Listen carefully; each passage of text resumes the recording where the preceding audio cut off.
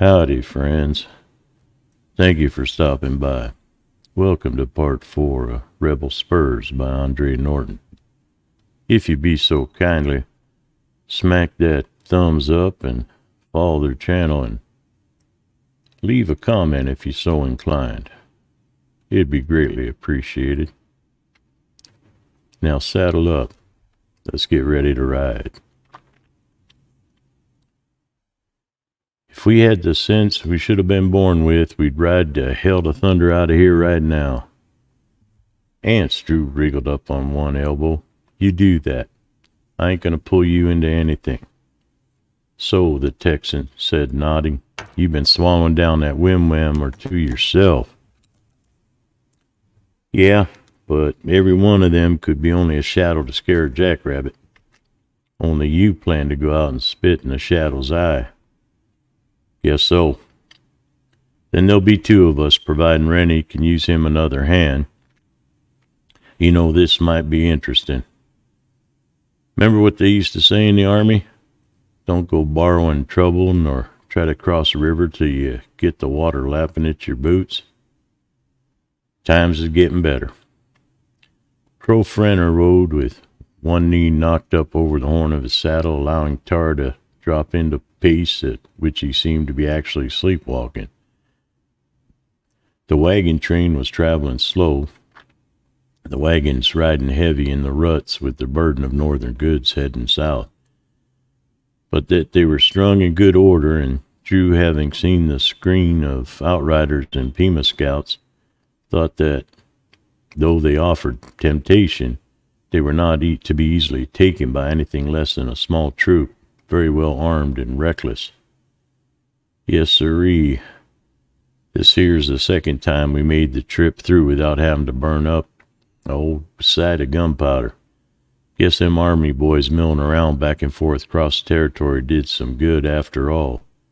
Pretty soon there won't be no need for wearing guns loose and trying to grow eyes in the back of your skull. But Fenner's own rifle still rode on guard across his knees, and Drew noted that Scout never broke a search and survey of the countryside. Getting downright civilized, eh?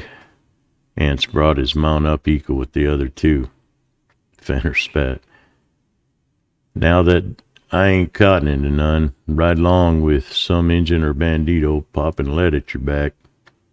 Yep, that's a man can enjoy. But I ain't taking to having maybe one of them there engine trains snorting out dirty smoke and sparks hereabouts. Took me a ride on one of them things. Never again. Why a man wants to get himself all stuck up with cinders and cover territory faster than the good Lord intended him to travel, that's some stupid thinking I can't do. A good hoss, maybe a wagon, does a man want to do some trading like Don Cazar, that's right enough. But them trains, they pour pizen and full sopping keg of it. Drew looked about him. The road rutted deep by the heavy wagons curled southward. Those wheel tracks had first been cut almost 100 years earlier when the Spaniards had set up their southwestern outposts. This country was far older than Kentucky and just as bloody a history of wars, raids, and battles. Kentucky had been tamed. Trains did puff along through the bluegrass and the mountains there. But here he shook his head in answer to his own thoughts. Ain't nobody gonna try run a railroad through here, Ants replied promptly. First place, they're gonna be busy for a while back east, putting up new ones for all them that were busted up in the war. Our boys and theirs too got real expert toward the end, could heat up a rail and tie a regular noose in it. Here's some handy tie rope around. Gonna take Yankees some doing to get them all back into place, he laughed. Drew, remember the time we took them river steamers and had us a real feed? Times when I was in that Yankee stockade eating the swill they called rations, I used to dream about them pickles and canned peaches and crackers with long sweetened board on them. Here tells you boys don't think the war's clean over yet, Fenner observed. Didn't you have yourselves a ruckus with the soldiers at the Four Jacks? Drew's reminiscent smile faded, but he was not going to keep on protesting about the right or wrong of what happened back in town. The way Nye and Topham had hustled Ance and him out of the wagon train had made him seem as if they were in disgrace, and that rankled a lot. What was expected of them?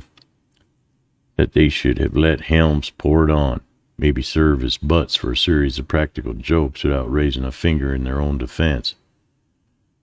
On the other hand, the Kentuckian could see the sense behind Topham's arguments. If Bayless wanted to use Drew's connection with the range as a weapon in some scheme against Hunt Rennie, then Hunt Rennie's son was only too willing to clear out. Perhaps he should clear out even further and head for California. Drew began to think about that. There was Sage. She couldn't hope to make such a trip for about 6 months. That would mean putting off traveling till next spring or summer. But 6 months, of course. He could go now. Don Cazar would buy the foal and Shadow too and give him a fair price. That'd be relinquishing his dream. No Spur R brand would ever be established here in Arizona. But sometimes dreams are priced too high. "You're mighty grim-mouthed," Ance commented, glancing at Drew sideways. "Thinking of trains running through you getting you down that far? Or else roughening up took you to town that still sits sour in your stomach?" "Sit sour, all right," Drew admitted. "Sit sour to think we were suckered into it." Scout glanced from one to the other of the young men. "You think there's something in all that talk Topman was giving lip to?" Ance asked. "Could be. Can't say as how I'd like to find out the truth. Look here, Fenner, we've heard a lot about Captain Bayless wanting to make trouble for Don Cazar. Does everybody believe that?" "Everybody what ain't blind, deef, or out of natural-born wits," Fenner replied. "Bayless come out here 2 years ago. Before that, Major Kenny. He was in command between here and Tucson. Had him an outpost right on the edge of the range. Him and Don Cazar, they never talked no war except against Apaches and Bandidos. Was there a raid, the Major he took out the troops, and Don Cazar he took out his riders with the Pimas. Between them, they give everybody what wanted a spot of trouble all they could chew off, and a lot more than they could swaller. Keep things quiet, even if a man had to rest his hand on his rifle about 24 hours out of every day. But this here Bayless, he's been like a mule with a burr under his tail ever since he hit the territory. Wants to have a say about everything, including what goes on the range, which he ain't never going to have as long as Don Cazar can sit in the saddle and ride. Back in '62, when the Rebs came pounding in here, they spoke soft and nice to Don Cazar. They want him to back their play, see him straight on to California. He was from Texas, and them Texas boys just naturally thought as how he'd saddle up and ride along with them. Only he said it loud and clear that such ruckusin' round only meant the whole country here'd go to pot. When the army pulled out, Apaches got into their heads as how they could finally done licked us good and proper, and this here country was for the taking. Nearly was, too. Then the Rebs got up on their high horses and said as how if and Don Cazar weren't with them, then he was agin them.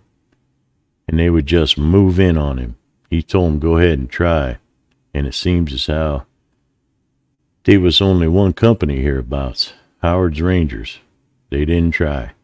That's when Johnny Shannon had his big bust up with his pa and his father. Drew could not help the exclamation. Well, Don Cazar ain't Johnny's real pa, of course, but he sure thinks the world of all Johnny raising him up from a little cub. Johnny weren't more'n 4 thereabouts when Don Cazar went back to Texas and got him. Don Cazar's been like a pot of Johnny's since, and a mighty good one, too. But when the Rangers was around here in '62, Johnny, he had a big rowing run off to join him. Just half-grown kid, not big enough to raise a good brush of hair in his chin yet. When the Yankee boys from California came marching in, the Rebs had a skedaddle. Johnny, he went with them. Didn't see Johnny around here again till last fall when he came riding in looking mighty beat out and down in the mouth. But when the Union men came, they was thinking the same thing about Don Cazar, wanted him to jump right in and swim alongside him. but he said as how the safety of his people was what was important. He was fighting Apaches and holding the land, and that was what it meant most to his thinking. Then the Yankees did a lot of fancy cussing about him, trying to make out that he was a Reb because Johnny lit off with the Southerners. Till they began to discover nothing much goes round here unless Don Cazar has a finger in the pot. And they had to swallow a lot hot and hasty words, stuck heavy in quite a few craws, I reckon. Fenner grinned. Only to Don. He's got him now a big list of little men who'd like to be big chiefs. Every once in a while they gets together and makes war talk. Never quite got up guts enough to paint their faces and hit the trail, not yet. But did somebody like Bayless look like he was beginning to make things move, then he'd have a whole lot of willing hands to help move and shove. Up to now, Johnny's been their best bet at getting the range into trouble. Drew turned his head to look Fenner in the eye. Now, you think we are? He did not know why he uttered that as a challenge. The words just came out that way. Not anymore. Any of us what can be drawed into a fight in town.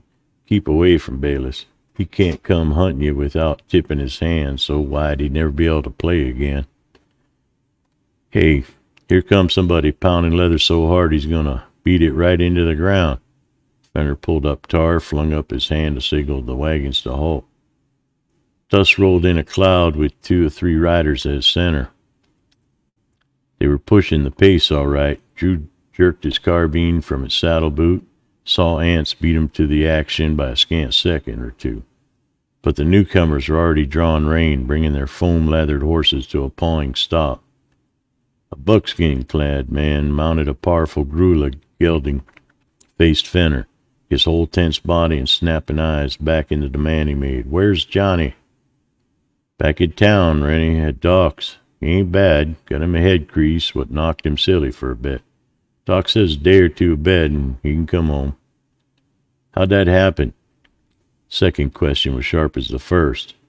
"Nobody's got it straight out of him yet. Army patrol picked him up on the road close to town. Looked like he's been footing for quite a spell. And by that time, he didn't know what he was doing. And I got him to Doc's and they put him to bed. He ain't said much, except Ketchell jumped him down Long Canyon way." "Ketchell?" Hunt Rennie repeated the name and nodded. But Long Canyon, there was a shade of puzzlement in his voice. "All right, carry on, Crow. I'll try to get back to the stronghold before you pull south. If Johnny's all right, maybe I can bring him back with me."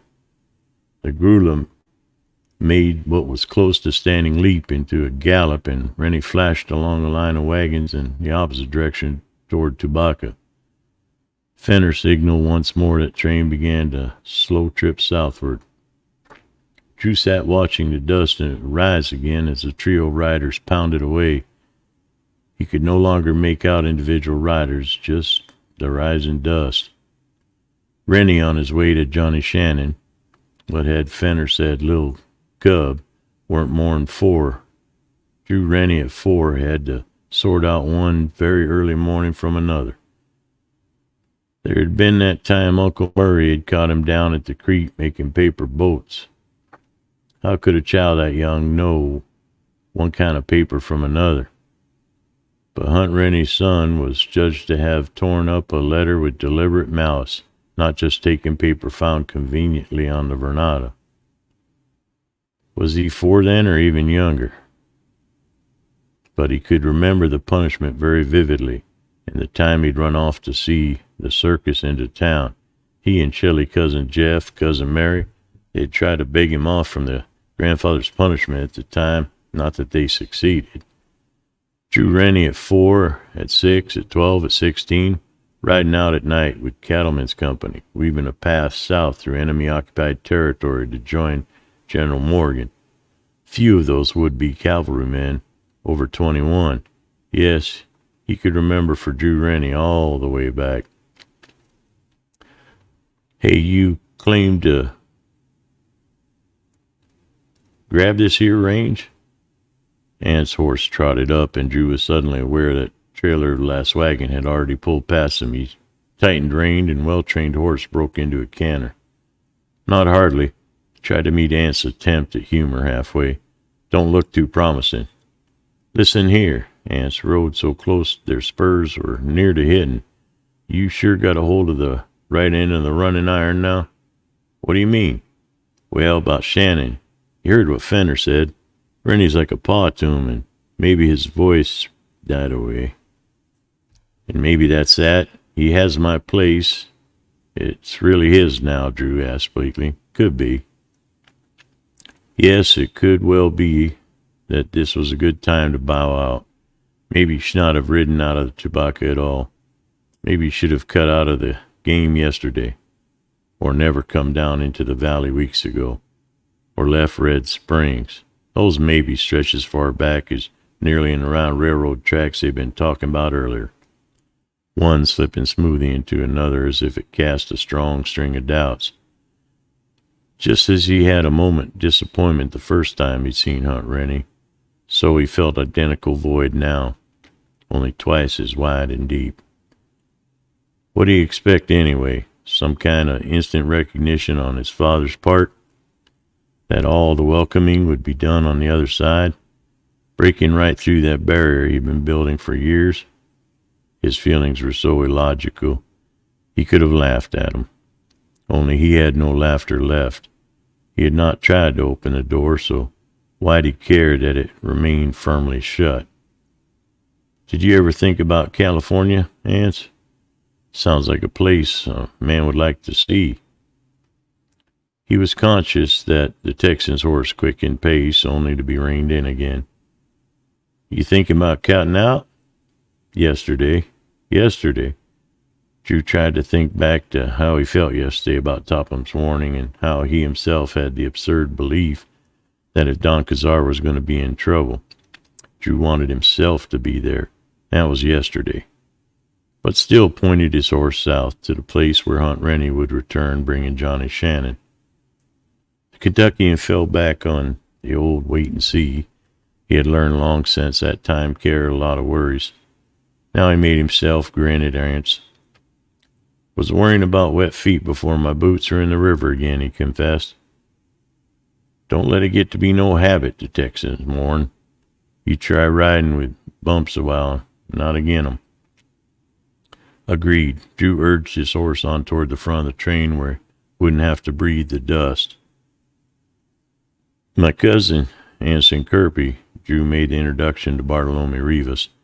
The wagons forded up alongside the stronghold, a second square smaller, but almost as easily defended as the adobe walls. In 2 or 3 days, the train would pull out again, starting a long trip down to Sonora. Rivas surveyed Ants too amicably, his gaze going from man to horse and its gear, and then back to the Texan once more. You are Tejano, he said flatly, from the Nuasca. Ants showed no surprise at being so accurately identified. Been bush popping, he agreed, smiling. Not much cattle here, Rivas turned. Run hosses in the San Sabe for the war. Ants's tone was offhand. He might have been discussing the weather. Don Cazar decides, Bartolome said. There's work in the corrals, but he will decide. Fair enough, Ants agreed. When Bartolome had moved out of the hearing, he added for Drew's benefit. I think it'd be no if that hombre had the saying, he plumb don't like my style. But Rennie does need men, guards for the wagon trains, riders. Ant shrugged as he off-saddled. Well, one has got into a brawl about his 3rd day in town. Anyway, maybe a day or so breathe full before he tells me to roll my bed again, if he's gonna. During the next 3 days, Drew made a new discovery. Just as he had fallen into an easy working rhythm with Ants back in the army, so that on occasion their thoughts and actions matched without need for speech. Now they combined operations in the corral. Drew's bare and painfully acquired competence with the rope was paired to the Texan's range training, while Ant's cruder and faster methods of topping a wild one were smoothed by Drew's more patient gentling process. Both of them were so absorbed by what they were doing that Chewbacca and what might be going on there had no more immediate meaning than the words in the books which had ridden to stronghold in Drew's saddlebags.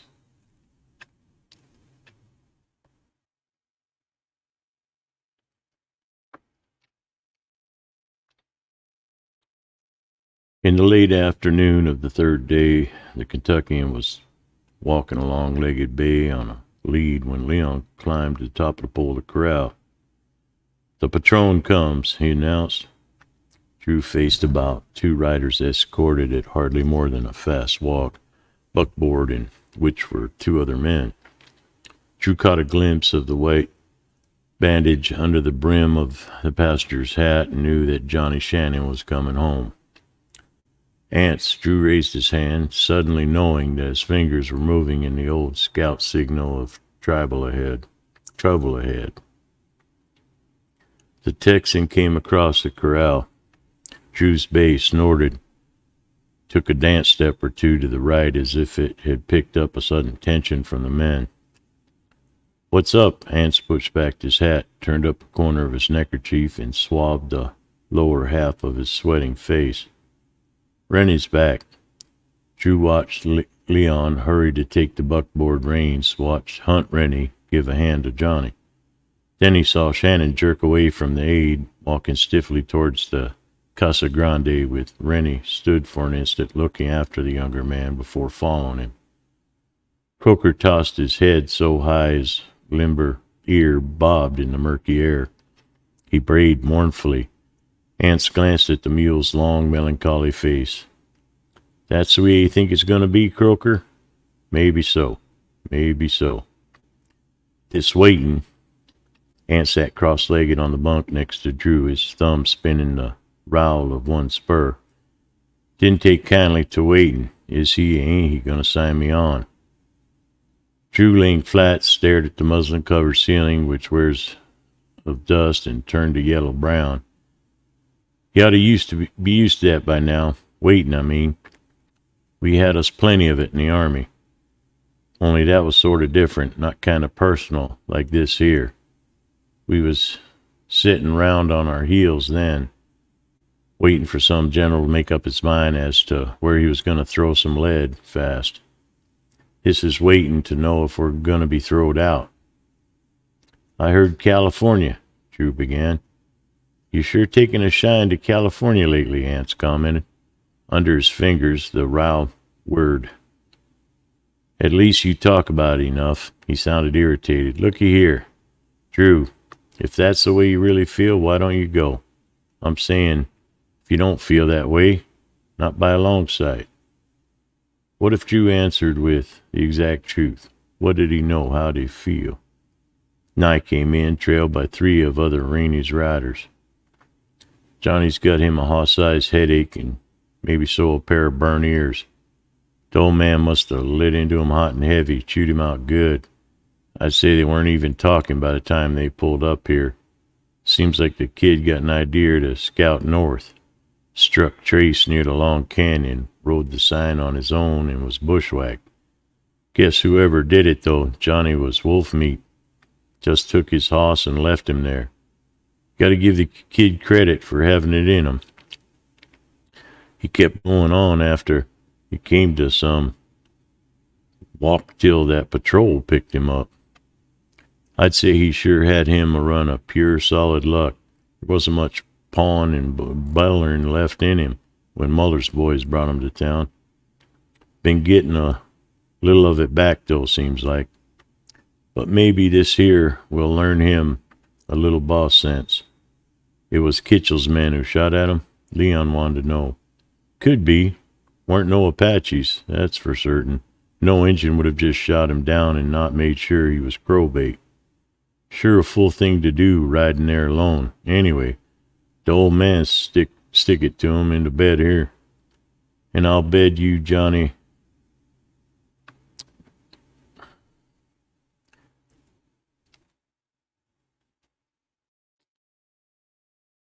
it was Kitchell's men who shot him? Leon wanted to know.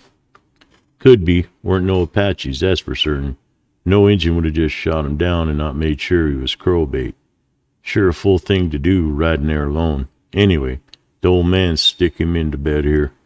And I'll bet you Johnny ain't gonna ride out anywhere without an eye on him. Not for a good long while. Long Canyon. First Donnelly, one of the other Anglo riders, paused and shucking his shirt to look inquiringly over his shoulder. That sure is off the trail. That kid was supposed to be following. How come he never drifted that far north from the wells round anyway? You ask him. Nye sat on the bunk, flipped his hat away and lay back. Sure feels good just to stretch out a mite, he observed. The old man, he was moving like he weren't on speaking terms with the law and there was sheriff behind every rock. Usually he's calm as a hoss through on a mild day. Johnny getting his hair cut with a slug sure took Rennie up some, almost as much as it shook Johnny. As for the kid riding north, well, I'd say that was some more of his trying to make a real big brag. Maybe he thought he could run down Kitcha all by himself, which is just about straight thinking as a kick in a loaded polecat in the tail end. But Johnny's always been like that. Do it now, think about it later. Got him into more scrapes than I can count on both hands. Hope the old man gives it to him this time, hot and heavy, both barrels plumb center. See, it is true. Juanito looks for trouble. Chino Herrera rolled back a cornchuck cigarette with precise, delicate twists of his fingers. He is El Chivato, the young billy goat, that one. Ready to take on El Toro himself in lock horns. Such a one learns from knocks, not from warning words. But he's yet a boy. Give him a time. Better give himself some time, Snai announced. Next time, it may be in the head, not alongside it. That gets his lead. See you got back in one piece, you two fighting wildcats, Nye said, grinning at Drew and Ance. Nothing like trying to take on the Army, 2-1, with the Army having the advantage. That eye is fading good, Drew. Only 2 colors now, ain't it? Drew grunted and I laughed. Bet the captain is tetchy as ever. Tease Snake every time he thinks about you two. Wanted to have you all corralled nice and neat out the camp where he could use his hooks and make at least 3 ride months out of you. I'd walk soft near him for a while, or you'll have about as much chance as a hen ambling into a coyote powwow. Don't look like they was so tough they had to sneak up on the dipper to take a drink. Do they now? Donnelly asked of the room at large. Don't never judge no hoss by his coat and currying, Ance sorted. I don't, son, I never do, Nye replied. As far as I'm concerned, you're both so wild, they have to tie a foot up and give you a haircut. Only that sort of rep don't go down good with the old man. We figured it might not, Drew agreed. Nye's warning was the only confirmation of Drew's fears. Topham, Nye, and the rest had made it only too plain. No trouble on the range, no troublemakers. He gathered up clean underrigging, another shirt.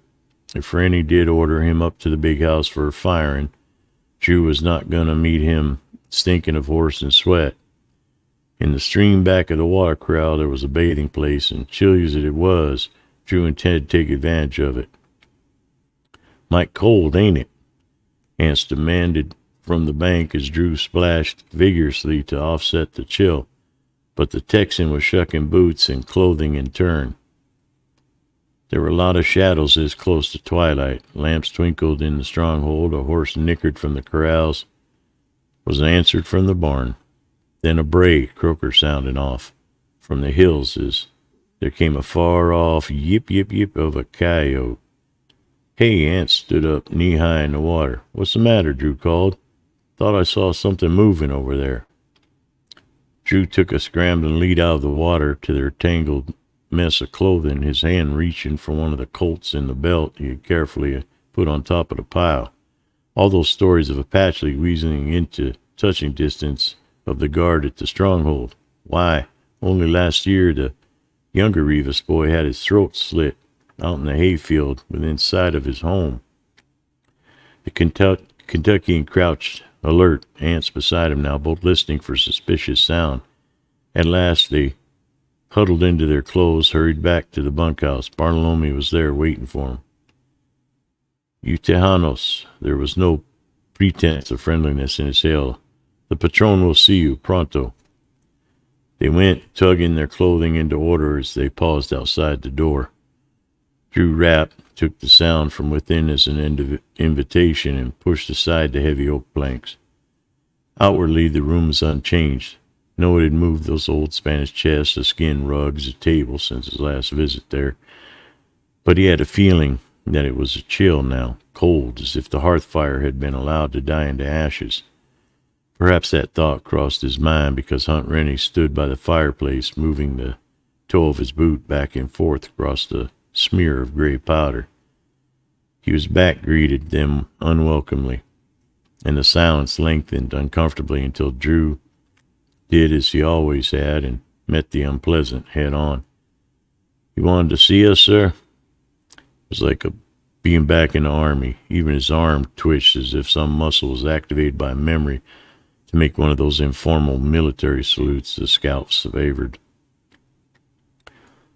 Hunt Rennie did turn now, his eyes leveled on them, and light of the candles, his cheeks looked even more hollow tonight. He moved stiffly as might a man who was not only bone-tired in body, thought, Drew, but weary in mind as well. "You're Anson Kirby," he addressed the Texan first. "Yes, sir." Anson, too, must be caught up in the same web of memory.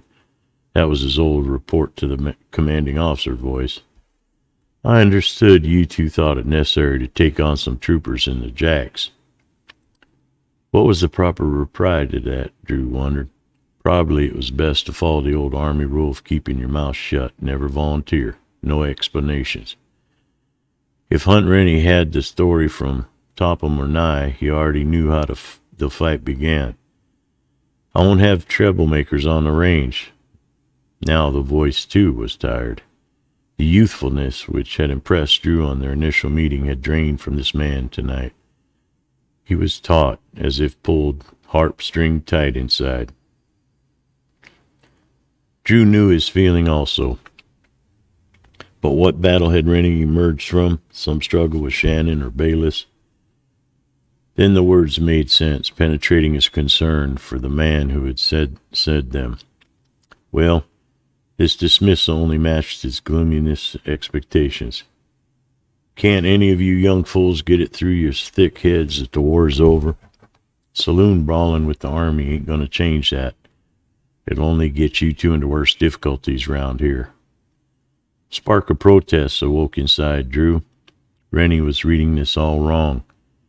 He and Ant certainly hadn't been trying to wipe away the bitter taste of Gainesville by jumping some bluecoats in a cantina hundreds of miles and more than a year away from where they'd been forced to admit, at last, the bulletless carbines and bare feet could not keep on shooting and marching.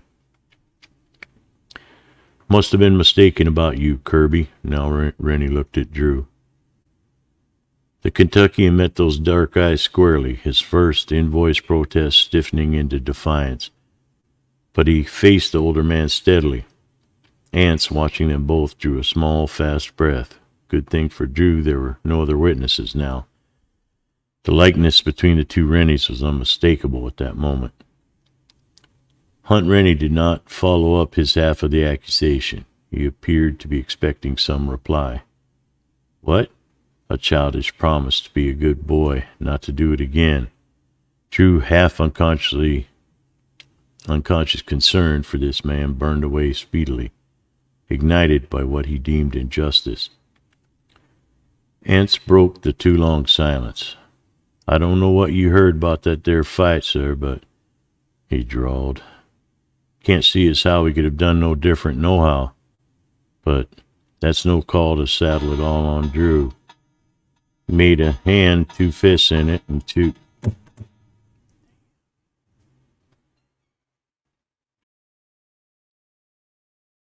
"No," Drew's hand came up in the old gesture to stop the line of a march. We'll both ride, Mr. Rennie. We don't aim to argue the matter any. Only there's one thing. I brought Shadow and the filly down with the wagon train. The foal's too young to trail right now. They're blooded stock. I got papers for 'em. I'll sell. He loathed saying every word of that. It was not only the thought of giving up Shadow and the foal, thought he knew that would cut with a deeper hurt every day. It was having to ask any kind of favor from this man. Not that such a sale was a favor. Rennie ought to be glad to get such blood for the range. You ain't gonna do that. Ance was stung into angry protest. But Drew was unaware of the Texan's outburst, his tired tension for Hunt Rennie. The tall man came over to the table, moved one of the candelabra forward as if to throw more light on Drew. That's your choice of solutions, boy? To run? Drew flushed.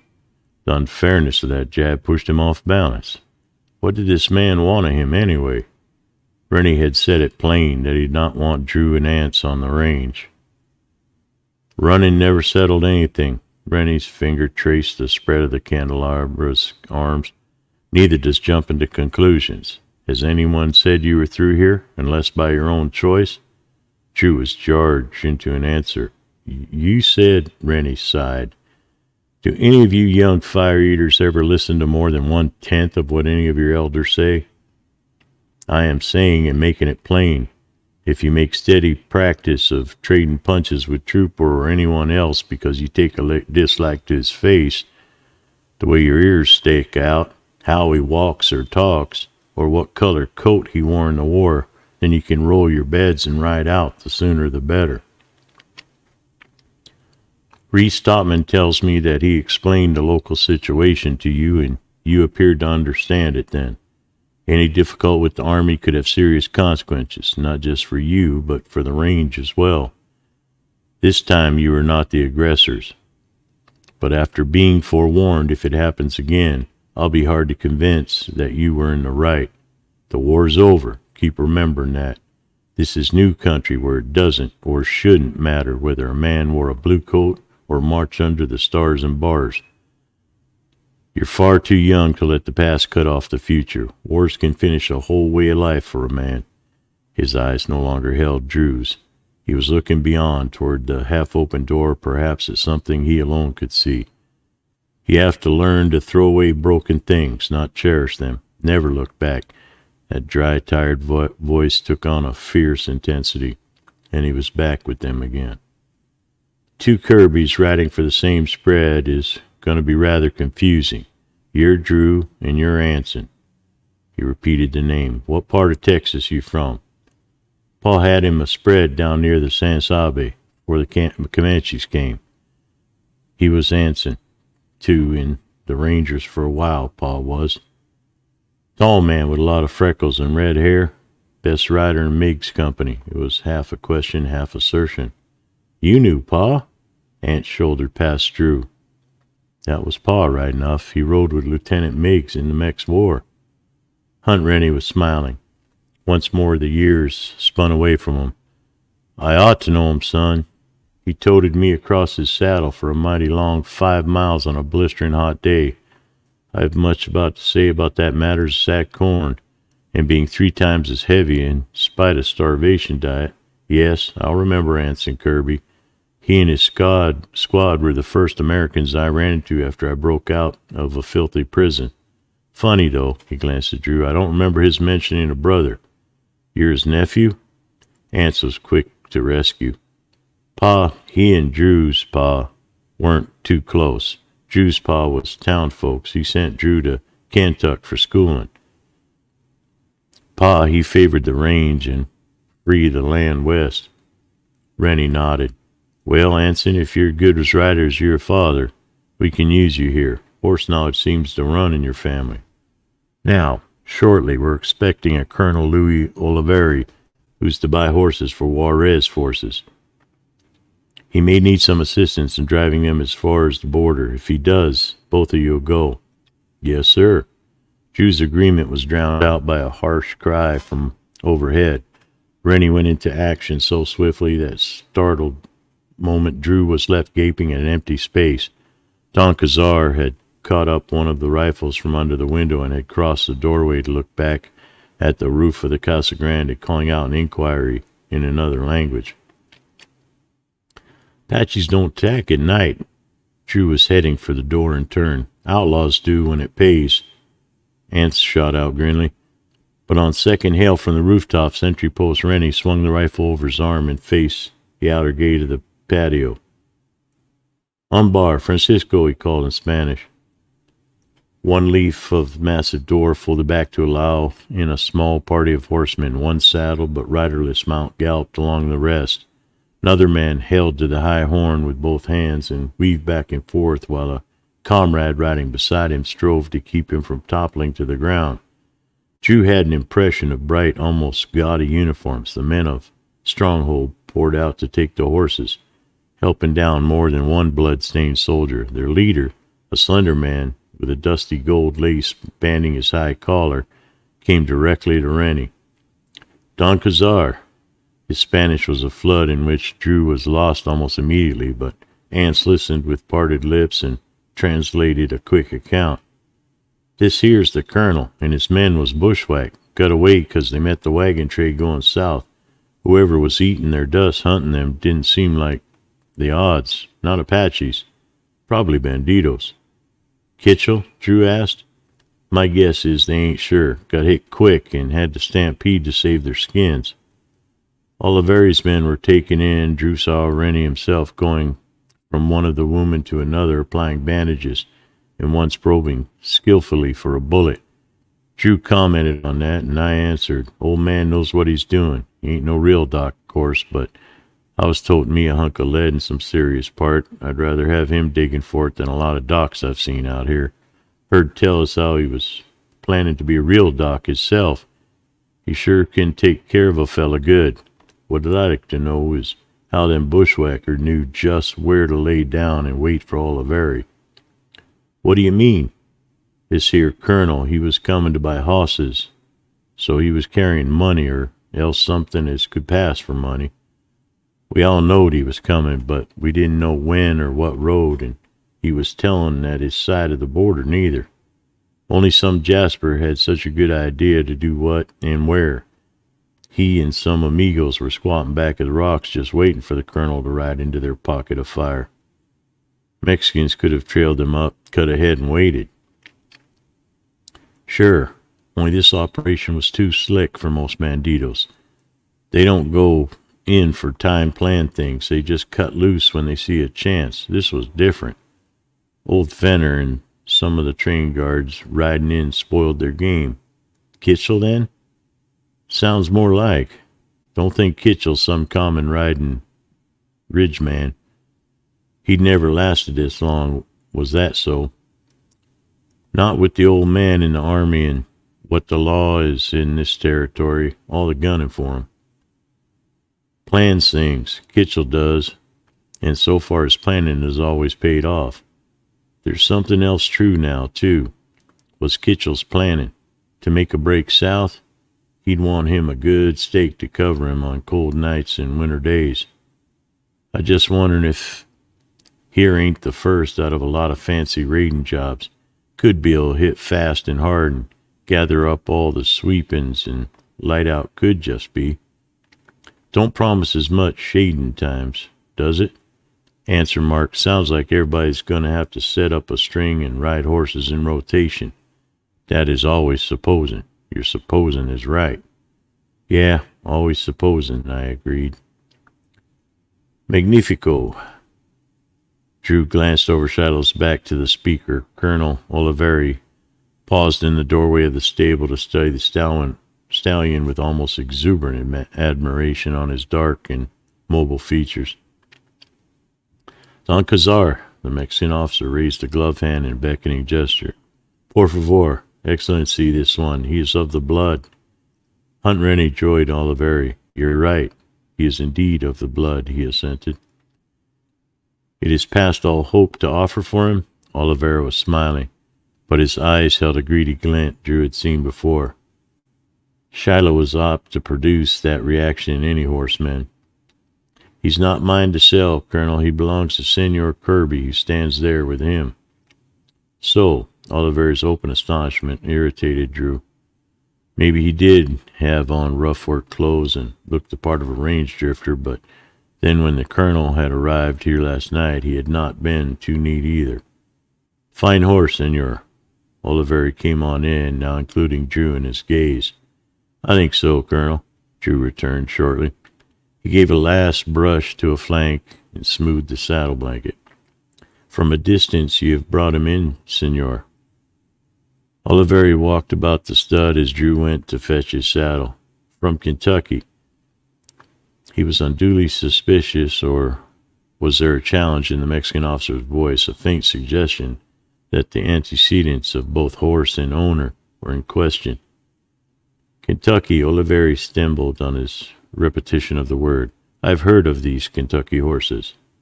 Most people have. Drew tightened the cinch. Then his pride in Shiloh banished some of his stiffness. He is of the line Eclipse. Maybe that would not mean much to a Mexican, though. The breeding of Eastern American horses probably did not register south of the border. Senor, such a one. He is not for sale? No. Drew knew that sounded curt, but Oliveira ruffled him. He added, one does not sell a friend. Oliveira gave what sounded to Drew like an exaggerated sigh. Senor, you have spoiled my day. How can one look at lesser animals when one has seen such a treasure? Don Cazar, the range harbors so many treasures, Oro, and now this one. How is he named, senor? Shiloh. The colonel made a sibilant hiss of the word. An Indio name? No, of battle. Drew prepared to lead out. In the war? So, and this one is a fighter, too. I think, senor, should you ever wish to sell, por favor, remember one Luis Oliveri. For such a horse as this, see, a man might give a fortune. Ah, to ride a camp before that puffed-up gamecock of Marinda on such a horse. Oliver closed his eyes, if better to imagine the triumph. Shiloh's not for sale, Colonel.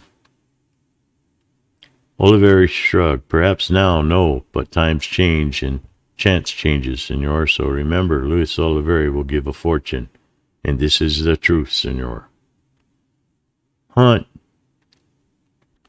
Drew was forced to halt as Johnny Shannon stood straight ahead of him in the stable entrance. Teodoro Trinfan's come in with some news you ought to hear. So? Well, I'm coming. Colonel, Johnny can show you the stock we have already. I'll be back as soon as I can. Still, I say. Oliver shook his head as Rennie pushed past. Drew and Shiloh went out. That after seeing this one, all others will be pale shadows of nothingness. But since I must have horses, senor, I will look at the horses. Buenos dias, senor. He raised his hand to Drew, and the Kentuckian nodded. But Shannon still stood in the doorway, and short of walking straight into him, there was no way for Drew to leave. Johnny was smiling a little, just as he had back in Tubaca and Topman's office before the race. Seems like you've got a four-legged gold mine there, Kirby, he said. Better keep your eyes peeled. Gold claims have been jumped before in this country. Kitchell gave a lot to get a hoss like that to run south. He'd have to, Drew said grimly. And lead if he wanted it that way. Kinda sure of that, ain't you? The smile had not cracked, nor had it reached those shuttered blue eyes. Why did everyone say Johnny Shannon was a boy? Inside he was older than most of the men Drew had known, as old and cold as the desert rocks at night time. Again the Kentuckian was teased by a scrap memory. Once before he had seen old eyes in the boy's face when it had meant deadly danger for him. When a man has something that belongs to him, he doesn't step aside easy if another makes a play to grab it, he said. For the time, then he did see a flicker in Shannon's eyes, and his hand tightened so on his reins, so some friction of his reaction must have reached Shiloh. The horse neighed, pawed with a forefoot. Just what I've always thought, too, Kirby. Shannon's voice was softer, more drawling than ever, and there was a menace in it, but why? What did Shannon have against him? This was more down to the fact than had both bristled incompatible at their first meeting. It was more than just instinctive dislike. No, Johnny Shannon was not a reckless boy. Drew Kirby knew that, if no one else on the range did. "Colonel," Shannon stepped aside from the door, "we may not be able to get you something as fine as this here Prancer, but we ain't altogether lacking in mighty good horses. Come along and look at 'em over." Drew rode off out of the patio gate, giving Shiloh his daily workout, trying to guess what Johnny Shannon had against him. He had been right in his fear that Johnny had not been unconscious back in Tobacco, that he had caught Ance's greeting. Rennie was not too common a name, but he did not see how Johnny could possibly have hit upon the truth. What if he had, though? To Johnny, Drew could loom as a threat. He might be baffled as to why the Kentuckian had not made a move to claim kinship with Hunt. How much of Rennie's own past history was known to the people here? His escape from prison during the Mexican War was common knowledge, but come to think of it, no one had mentioned his youthful marriage or the fact that he was a widower. Perhaps even Johnny had never heard the story, close to Hunt as he was, but Drew dared ask no questions. He was still puzzling over the situation when he returned an hour later. Nye, Ance, and a couple of other riders had some of the recently broken mounts out, showing them off to Oliveri. There was shouting, noise, confusion around the corrals, and Drew slipped past without pausing. He had finished with Shiloh and was on his way to the bunkhouse when Hunt and Rennie hailed him. "Drew!"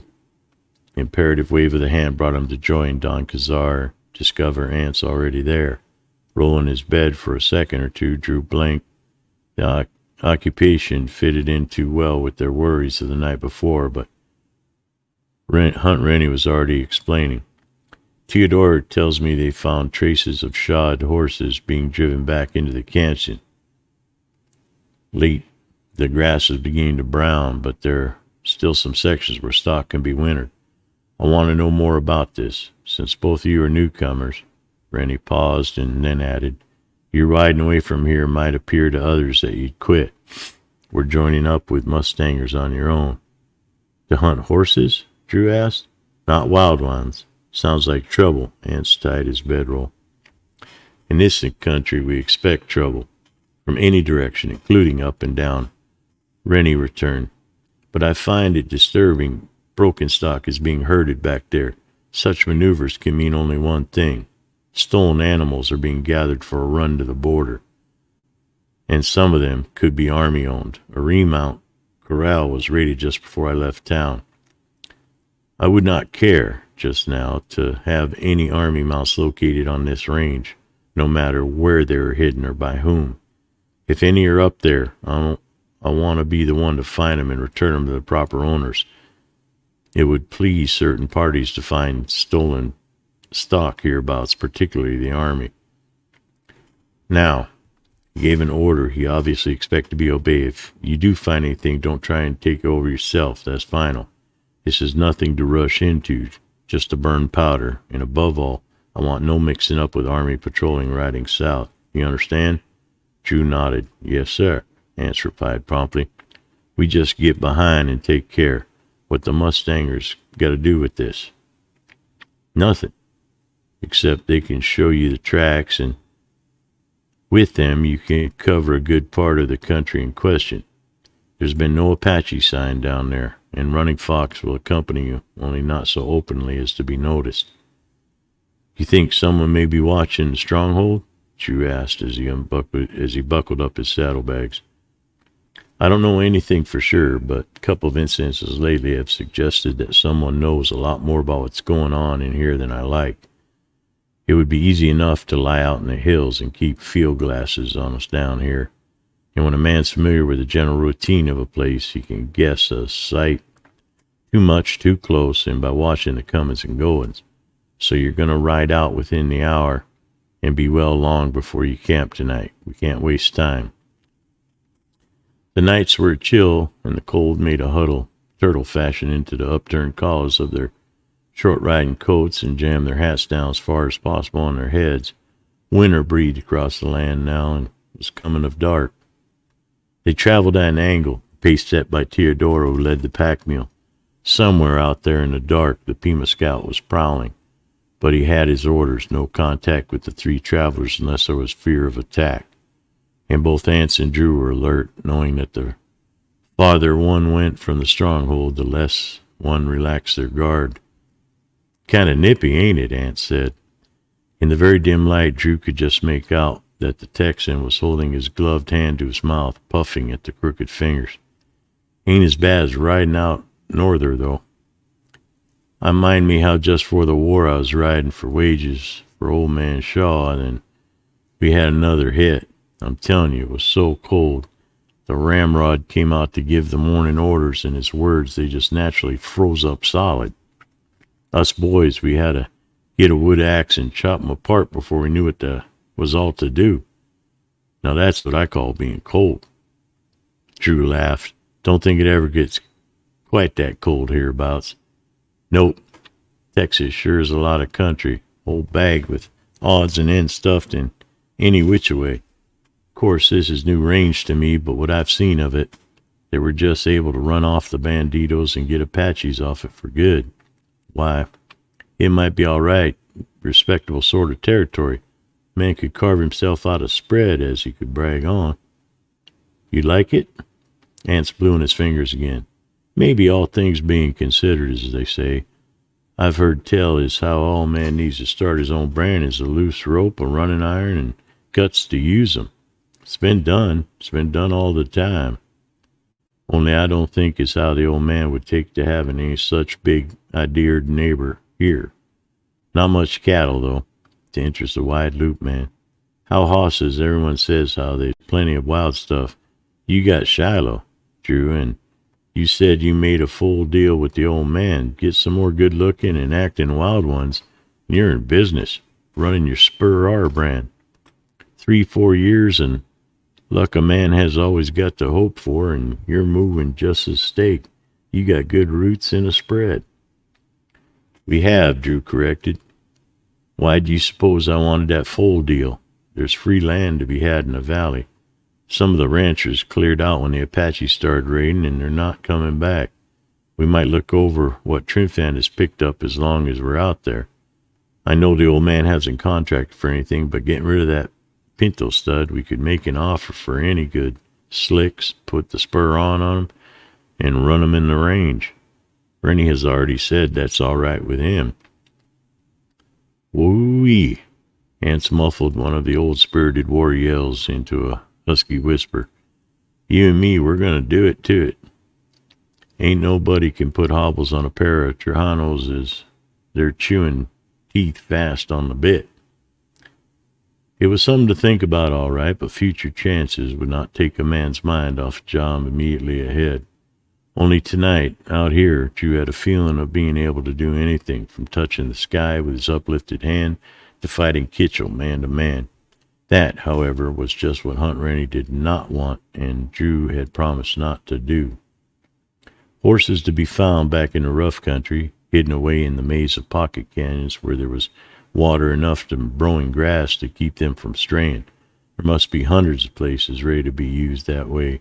But how come Kitchell could hide out in Apache country? Nothing Drew knew of that tribe fitted in with the idea of a white outlaw band sharing their hunting ground unmolested. Never mattered to an Apache whether a man rode on the north or south side of the law. If his skin was white, that automatically made him prey. Drew said so now. Teodoro answered that. "Apaches want guns, senor. Their arrows are deadly, but guns are always better." "I'd think," Hans cut in, "that any guns Kitchell'd have, he'd be hanging on to, needing them his own self. Can't be easy for him to get 'em, neither." "Not here, no," Teodoro agreed. "But south, that is different. There's big trouble in Mexico. This French emperor fights Juarez, so there's much confusion. In wartime, guns can be lost. A party of soldiers are cut off, as a Colonel Oliveri almost. Men can be killed. But a gun, it is not buried with a man. A gun is still useful, worth money, if he who picks it up from beside the dead one does not want it for himself. So, such a bandito as Kitchell, he could take horses, good trained horses, maybe from the army, and he'd run them south. He would sell them for money, probably much money. But also he could trade for guns, 2, 3, 5 guns at a time. Not as good as those his own men carry, old ones maybe, but good enough for Apaches. He would bring these north, give them as payment for being left alone. Why wouldn't the Apaches just kill him and his men grab what they have? Drew pointed out what seemed to be obvious flaw in the system. Apaches are not stupid. Guns they could take, but once such a gun is broken, where can they get another? They cannot walk into Tobacco or Tucson to buy what they need. Kitchell's men do, perhaps. It is thought that they do so. Also, when he trades at the border, it is with men who would meet the Apaches with fire and bullets. Apache war parties are never large. Perhaps in all this part of the country there are not more than 100 warriors, and those scattered in small bands. I do not say that this is truth, Senor Kirby. I only say that it would explain many things, such as why Kitchell has not been caught. Makes sense, Nancy commented. Always did hear as how the Apaches were meaner than snakes, but they wasn't stupid. Keep a tame gun runner to work for 'em. That sounds like the tricky sort of play they cotton to. If it is so, the man who gets Kitchell may just rid the country of some of them two-legged wolves into the bargain. According to what I've heard, Drew said, this Kitchell claims to lead a regular Confederate force that hasn't surrendered. If he wants to make that valid, he wouldn't dare of any such deal. I'll bet you without waiting to see a whole card, Ance replied, that if that coyote was ever riding on our side, which I don't stretch an ear to, he cut loose them traces long ago. There were them buzzards we had us a couple of run-ins with back in Tennessee, remember? Scum, some of 'em wearing blue coats, some gray, but they was all just murdering outlaws. What did they whine when they was caught? Did the Yankees run 'em? Then they was unlucky Reb scouts, and when our boys licked up a nest of the varmints, why, we'd taken us a mess of respectable Yankee regulars, according to their story. Of course, none of their protesting kept them from stretching necks. His hand went to his own. I ought to know, seeing as how I picked up with a parcel of them was close enough to feel the wind when a noose swung by. This here Kitchell, I'm taking a Bible oath that's the same mangy breed. Maybe so he started out to be Reb, but that was a long time ago, and he crossed over the river long since. And some of them beauties back east, they'd lap muddy water out of an Apache's boot tracks. Didn't mean saving their dirty hides. Sounds to me, Theodore, like you've come some plain, straightforward thinking there. Mighty interesting idea. And maybe we're just going to attend to the proving of it. Not by ourselves, Drews corrected. We have our orders. Sure, but there ain't no order given when a man has to stand up and be shot at and he don't shoot back. No, I ain't sniffing up trouble, hot trail like a bush hound. But neither am I going to sit down and fold my two hands together when trouble hits, as it's likely to do out here. Drew agreed with that, though he'd not say so. Rennie must know the circumstances. They would have to defend themselves if it came to a fight. But he could hope that if Kitchell had stalked some hidden canyons with stolen horses, the outlaw leader had left no guards on duty thereabouts. With Running Fox prowling ahead, and with him and Ance using all the scout tricks they had learned in wartime, they should be able to learn just how correct Theodore's suspicions were.